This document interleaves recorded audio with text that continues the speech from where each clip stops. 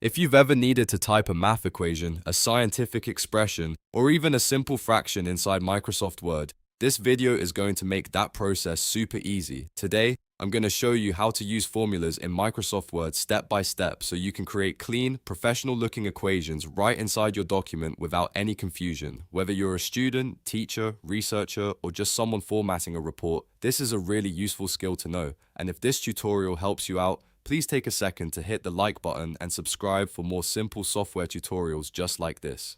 Alright, let's jump into it. First, open Microsoft Word on your computer. Once Word is open the document where you want to add your formula. You can work in a new blank document or in an existing file, whichever is easier for you. Now with your document open, look at the top of the screen and click on the Insert tab. This is where Word keeps a lot of extra tools for adding objects, symbols, charts, and special content into your document. After you click Insert, look for the equation option. Depending on your version of Word, it may be shown right away in the ribbon or tucked inside a menu. Once you find it, click Equation to start working with formulas. When you click Equation, Word will either give you a few built-in equation options or let you insert a brand new equation box. If you want to save time, you can choose one of the built-in formulas Word already provides. These are great for common math layouts like fractions, summations, or other standard expressions. But if you want to build your own formula from scratch, click Insert New Equation. Word will place an equation box right where your cursor is, and this is where you can start typing or building your formula. Now you'll notice that Word brings up equation tools, which gives you more ways to format your expression.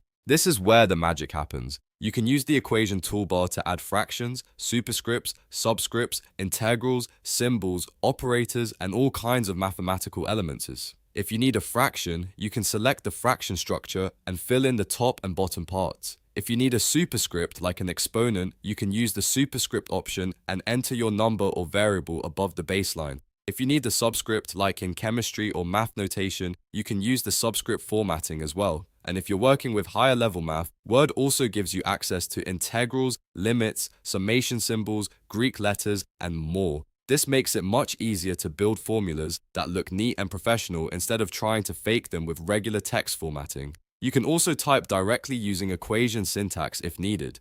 This is especially helpful if you already know the mathematical structure you want to create.